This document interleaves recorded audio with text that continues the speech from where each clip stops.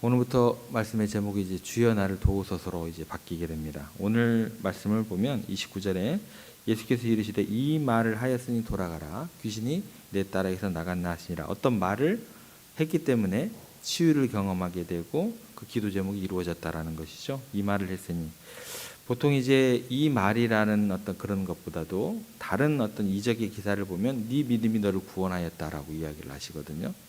근데 보통 그런데 이 여인에게만은 이 여인이 한 말 때문에 딸의 문제가 해결되는, 아픔이 해결되는, 치유가 되는 그런 기적을 경험하게 됐다라는 것이죠. 그래서 이 말이 어떤 말인가 우리들이 유심히 찾아봐야 된다라는 것이죠. 그런데 우리가 이 본문을 가지고 시작한 게 아니고 우리가 마태복음 병행구절 가지고 시작을 했습니다. 병행구절 시작했던 이유는 그 말의 그 시작 지점 자체가 더욱더 마태복음 명확하게 기록되어 있기 때문에 그래요. 마태복음 15장 22절에 보면 상황은 이렇습니다. 이 여자가 한 말, 가나안 여자 하나가 그 지경에서 나와서 소리를 내되 주 다윗의 자손이여 나를 불쌍히 여기소서. 첫 번째 우리가 그 말을 살펴봤던 게 뭐죠? 불쌍히 여기소서였어요. 내 딸이 흉악하게 귀신 들렸나이다 하되 나를 불쌍히 여기소서. 예수님께서 귀하게 여기는 말, 우리 사람들이 내뱉는 말 중에서 기적을 일으킨 말, 하나님의 도움의 역사가 일어나는 말, 그건 뭐죠? 처음 시작이 나를 불쌍히 여겨달라는 거예요. 나를 불쌍히 여기소서. 이 한마디 말에 우리 하나님께서 눈물이 가득 고이시고 하나님께서 우리를 도우시는 그 능력의 첫 단추가 그곳 말 가운데 있다라는 것입니다. 그렇기 때문에 우리들이 어떤 형편에 있든지 어떤 자리에 있든지 주여 나를 불쌍히 여기소서, 이 말이 하나님의 기적을 일으키는 아주 중요한 요소다라는 것이죠. 그래서 우리가 주님의 전에 올 때마다, 문을 딱 열고 들어올 때마다 주님 나를 불쌍히 여겨주시옵소서, 이 고백이 있어야 된다. 신앙에 있어서 굉장히 중요한 첫 번째 요소가 된다라는 것입니다. 그럼 그녀의 두 번째 말이 뭘까라는 것이 이제 우리들의 이제 주된 관심이 돼야겠죠. 주여 저를 도우소서, 이게 두 번째 말이다라는 것입니다. 그래서 우리가 이 말은 여기 안 나오고 또 마태복음에 가면 나오죠. 마태복음 15장 24절에 가면 예수께서 대답하여 이르시되 나는 이스라엘 집에 잃어버린 양 외에는 다른 데로 보내심을 받지 아니하였노라 하시니 딱 거절을 하세요. 거절을 하시고 그 다음에 26절에 가면 마태복음에서 보면 대답하여 이르시되 자네의 떡을 취하여 개들에게 던짐이 마땅하지 아니하니라. 이 정도까지 굉장히 차가우십니다. 다른 데로 보내심을 받지 않았다. 개들에게 취함이 맞지 않다. 이스라엘 사람에게 보냄을 받았다. 이렇게 이야기를 하시는데 15장 마태복음 15장 25절에 보면 뭐라고 이야기를 하냐면 이 여인이 여자가 와서 예수께 절하며 이르되 주여 저를 도우소서, 이렇게 고백을 합니다. 이게 두 번째 말이에요. 이 여인의. 그러니까 이 여인이 두 번째 한 말은 주여 저를 도우소서라는 거죠. 불쌍히 여겨달라라고 한 다음에 우리가 해야 될 말이 뭐예요? 그러면요, 주여 저를 도와주소서, 이 말이 나와야 된다는 거예요.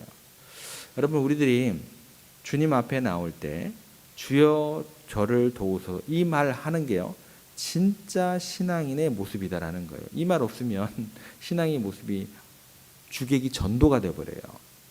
왜 그런가 한번 생각을 해보겠습니다. 주여 저를 도우소서라는 말은 내 자신은 뭐예요? 도움이 필요한 존재다라는 그런 고백이 되는 거예요. 그리고 우리의 신앙의 대상인 하나님은 뭐예요? 나를 도우시라는 고백이 이 고백이에요. 이 고백이 안 나오면은요, 내가 신앙생활을 제대로 하고 있는 게 아니에요. 신앙이라고 이야기를 하면 안 되라는 거예요. 이런 관계의 구조 속에 형성되는 것이 바로 뭐예요? 신앙입니다. 여러분, 주님의 전에 나오실 때마다 주님 저를 도와주시옵소서라는 이 마음이 있으면 우리는 은혜를 받게 되어 있어요. 이 마음이 없으면 은혜가 안 돼요. 그것이 하나님의 능력을 경험하는 길이다라는 거예요. 주여 나를 도우소서, 이 말이 그렇게 중요한 요소가 아닌 것 같지만 신앙생활에 있어서 이것만큼 근본적인 게 없어요. 우리가 되새기하고 또 되새기하고 또 되새기하고 날마다 우리의 자세를 주여 저를 도와주시옵소서, 저는 도움이 필요한 존재입니다 라고 날마다 이건 어떻게 해야 돼요? 각성하셔야 돼요. 이게 이제 신앙의 아주 중요한 모습이다라는 것입니다. 그 이유는 이렇습니다.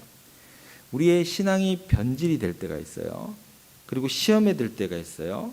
우리가 교만의 자리에 앉을 때가 있어요.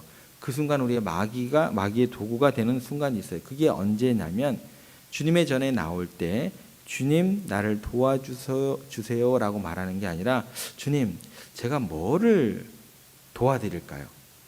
이거를 조금 더 좀 우리들 측면으로 좀 더 긍정적으로 바꾸면 어떻게 돼요? 주님 제가 어떤 일을 헌신할까요? 예. 이건 조금 좀 어감이 좀 경건한 쪽에 속한데 이 마음 자체가 굉장히 시험에 걸려 넘어지기가 쉽다라는 거예요. 우리는 그런 존재가 아니에요. 하나님 앞에서 우리가 도움을 받는 존재라. 주님 저를 도와주세요. 이게 처음부터 끝까지 가야 된다라는 거예요. 주님 내가 뭘 도와드릴까요? 이 마음이 생기게 될 때 뭐예요? 신앙은요 역전돼요. 역전이 되는 거예요. 그 순간 누가 누구를 신앙하는 거예요? 내가 나를 신앙하는 거예요. 그 순간 하나님은 창조주가 아닌 거예요. 하나님이 부족한 게 있는 분이에요. 그리고 아쉬운 건이 있는 분이에요. 그래서 내가 그분을 도와줘야 되는 것으로 착각하는 순간이 되는 것이고 그 순간에 우리 신앙은 뭐가 돼요? 변질되기 시작합니다. 나도 모르는 사이에 변질되기 시작하는 거예요. 내가 한 3, 40년 주님의 전을 위해서 이렇게 되는 거예요. 그러면 그런 공로의식, 그런 자기의 이런 것들이 전부 다 기독교가 아닌 거예요. 제대로 하나님을 신앙하는 게 아니라 다른 종교입니다. 천지를 창조하신 대주제이신 그분 앞에서 감히 내가 뭘 도와주겠어요? 내가 평생 헌신한들 내가 그분께 뭐를 헌신했다라는 거예요. 대주제이신 분인데 이건 신앙의 자세가 아니다라는 거예요. 여러분 어떻게 보면 우리는 그것이 정말 신앙이 좋은 것 같아요. 한 30년 40년 내가 한결같이 뭐를 했어요. 교회를 위해서. 믿음이 좋은 것 같이 생각하기도 하지만 믿음이 좋은 거 맞아요. 믿음이 좋은 거 맞는데 이거는 하나님의 입장에서 볼 때는 아무것도 아니다라는 거예요. 우리들이 보기에. 그렇게 생각하다가 어떤 생각으로 이어지게 되냐면 내가 이렇게 헌신했는데 내가 이렇게 도와줬는데 내가 이렇게 오랫동안 교회를 위해서 수고했는데 이게 뭡니까? 이거 어떻게 돼요? 서운한 마음이 생기게 되는 거예요. 나를 이렇게 대우하면 돼? 이렇게 되는 거예요. 이게 안 그럴 것 같죠? 그렇게 된다니까요. 예, 그렇게 돼요. 그래서 어떻게 돼요? 자기 마음에 스스로 상처를 받고 이제 그 순간부터 어떻게 돼요? 은혜가 안 돼요. 이 은혜는 이제 맛보지도 못하라는 거죠. 이때부터 어떻게 돼요? 교회는요 분란이 일어나는 것입니다. 그것 때문에 교회 문제가 많아지는 거예요. 엉망이 되어버립니다.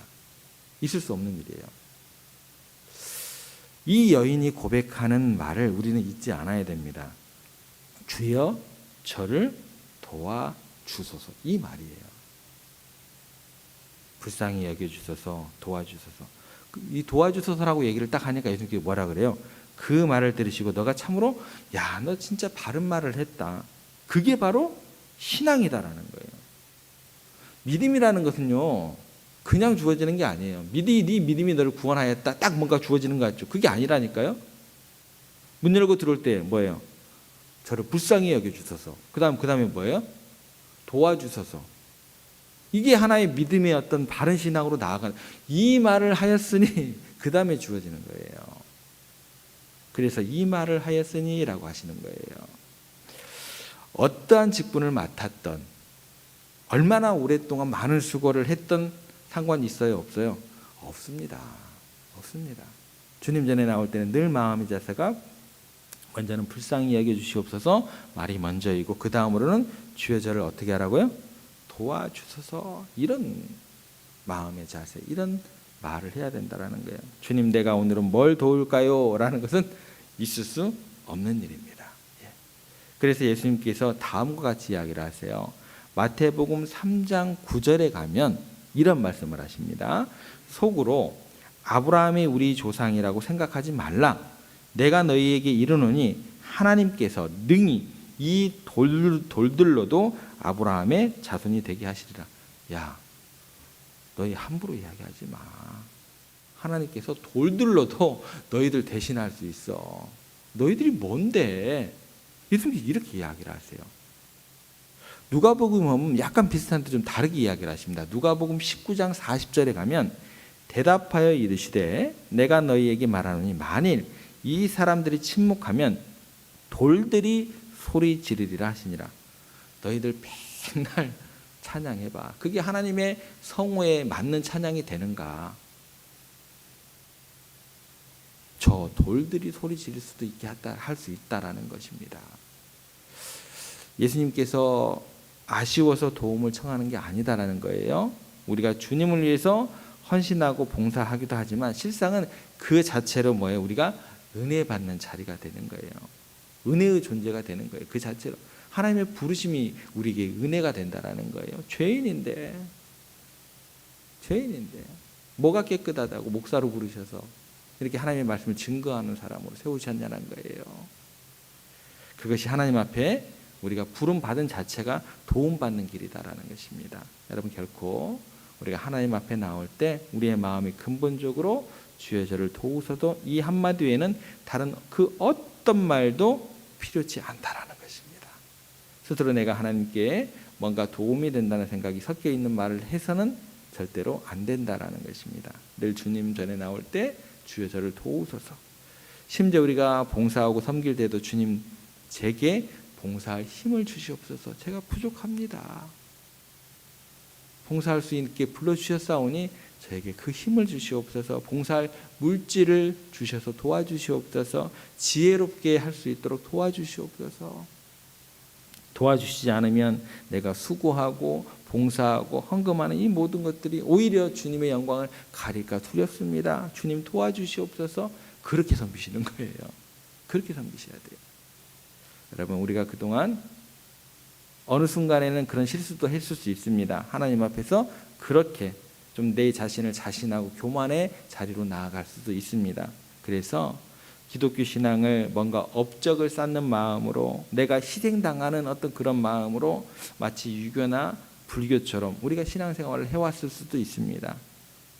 우리 하나님께서는 부족한 게 없으시기에 결국 하나님 앞에서는 이 모든 언행심사들이 있어서는 안 된다라는 것입니다. 그분에게는 부족한 것도 없고 아쉬운 것도 없으신 분이십니다. 우리들의 무엇이 그 하나님 나라에 도움이 될 수 있을까요? 그저 항상 그 도우심을 간구하면서 우리가 그렇게 하나님의 영광을 가리지 않는 길을 한 걸음 한 걸음 나아갈 뿐이다라는 것입니다. 하나님 앞에 나오실 때 딱 한마디 하시면 됩니다. 주여 저를 도와주소서. 주님 복 주시옵소서. 이런 믿음의 고백이 우리 가운데 있어야 된다는 것입니다. 예를 들어서 누가복음 8장 1절에 3절을 보면은 예수님을 도와줬던 여인들이 쫙 이렇게 나와요. 예수님의 12제자들과 함께 예수님이 사역을 할 수 있도록 3년 동안 아무런 부족함이 없이 사역에 집중하실 수 있도록 이 3년 동안 내내 누가 뒷지잡거리 해줘요? 그 여인들이 다 공개해줘요. 그래서 사역에만 집중하십니다. 그런데 그 여인들이 주님 앞에 나왔을 때 그 여인들은요, 예수님을 돕는다고 생각 자체를 안 했어요. 그들은 전부 다 어떤 사람들의 면면이 있냐면 귀신 들렸다가 자유해진 사람, 질병에서 자유케 된 사람, 그들의 처음 부름을 받았을 때 자기들의 본연의 모습을 잊지 않았던 사람들이에요. 그래서 어떻게 되냐면 은혜에 대한 감격으로 예수님 사역하는 동안 그냥 그대로 그냥 온전히 다 감격 가운데서 예수님을 섬기게 됩니다. 내가 아무리 헌신해도 그 은혜 갚을 길이 없어서 눈물로 사랑으로 예수님을 그렇게 섬기면서 주님께 도움받은 은혜에 그 감격으로 했지, 야, 내가 예수님과 그 제자들 다 섬긴다, 내가 하나님 나라 일한다, 그들의 입에서 그런 자랑이 나오지 않았다라는 거예요. 대단한 여인들입니다. 그런데 12제자들은요, 예수님과 함께 가면서 그들 스스로 좀 그럴듯하게 느껴져요. 스스로 굉장한 의인으로 착각을 하는 바람에 어떻게 돼요? 다 넘어져 버립니다. 십자가 앞에서. 여인들은 예수님 십자가 지러 가실 때 끝까지 따라간 이유가 뭔 줄 아세요? 예수 제자들은 안 따라갔잖아요. 그죠? 여인들이 따라갔어요. 왜 따라갔냐? 끝까지 예수님 따라간 이유가 뭐냐? 자기들은요, 그 여인들은요, 예수님 도왔다는 생각 자체가 없었어요. 그 생각을 한 게 아니라 그분의 은혜로 3년 동안 너무너무나 행복했던 거예요. 그분의 은혜로 살았다는 생각 때문에 그렇게 예수님을 끝까지, 어디까지요? 십자가까지 따라갈 수 있었던 것입니다. 여러분 주님의 전에 올 때 주여 저를 도우소서 해야 된다라는 거예요. 바리새인과 세리의 기도가 차이가 여기 있습니다. 바리새인은요 자기가 하나님을 위해서 행한 것 좀 그럴듯하거든요. 그러니까 어떻게 해요? 자랑하고 떠벌렸지만 세리는 어떻게 돼요? 주여 저를 불쌍히 여기소서, 주여 저를 도와주소서, 이 한마디밖에 없었어요. 여러분들 주님의 전에 오실 때마다 평생을 하나님을 예배하고 섬기실 거잖아요. 예, 하나님을 평생을 예배하고 섬기실 때마다 기억해야 될 말이 있습니다. 주님 저를 도와주소서. 이것이 신앙이다라는 것입니다. 오늘도 그 신앙 가운데 거하시는 여러분들 되시기를 주님의 이름으로 축복합니다.